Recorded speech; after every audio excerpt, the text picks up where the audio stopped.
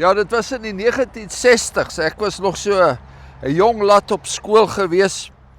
En ons jong klomp was baie beïndruk dat die destydse Suid-Afrikaanse weermag hierdie Mirages dat hulle aangeskaf het. En Suid-Afrika was toe nou op die toppunt van sy militêre mag.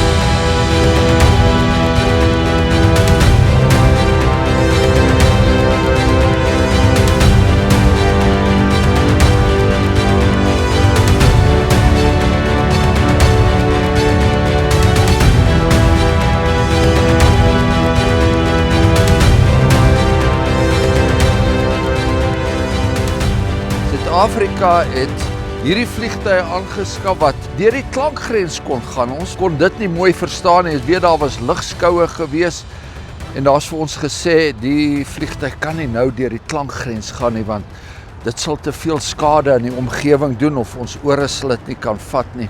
Maar Suid-Afrika het die beste weermag gehad destyds. Ons het 'n republiek gehad en ons was die grootste en die sterkste in die hele Afrika gewees.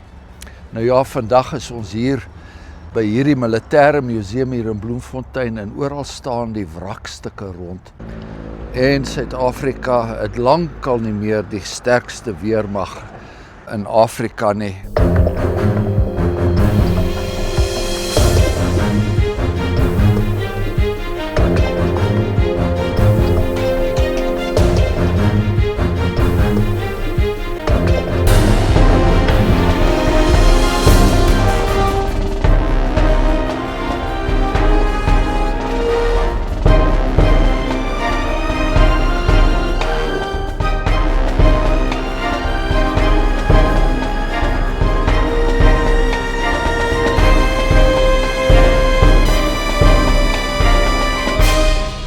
Weet later van tyd selfs, tydens die Bosoorlog, het ons nog steeds die idee gehad dat Suid-Afrika die beste weermag en die beste soldate het, 3-2 bataljon, Koevoet en al hierdie spesiale magte wat ons gehad het.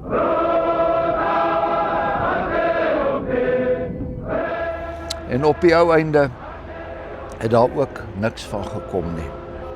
En so is dit die wêreld oor.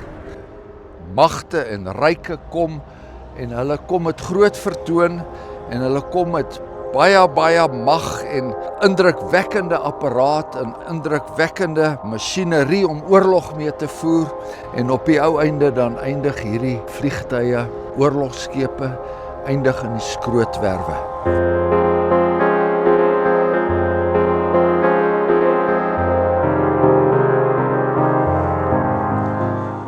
Ja, so die Duitsers dan tydens die Tweede Wêreldoorlog die grootste kanon vervaardig wat daar nog ooit vervaardig was. Hy is genoem die Sware Gustav. Ek was nogal beïndruk dat daar 'n kanon was wat na my vernoem is. Maar op die ou einde het daardie geweldige kanon ook die Duitsers niks gehelp nie. En dit leer ons in die Bybel. Die Bybel leer ons dat konings moenie vertrou op die mag van die perd, soos dit in Psalm 33 staan, of die bene van 'n man nie. Konings moet vertrou in ootmoed op die Here. Die vrees vir die Here, dit is die sleutel tot enige sukses in die lewe en ook vir enige volk om te oorleef. Die Here wat volke se mag bepaal, die Here wat bepaal waar weerstand gebied kan word, die Here wat groot en sterk weermagte tot niks maak. En so verganklik is die mag van die mens. In Sagaria 4 lees ons, nie deur krag of geweld nie, sê die Here, maar deur sy Gees.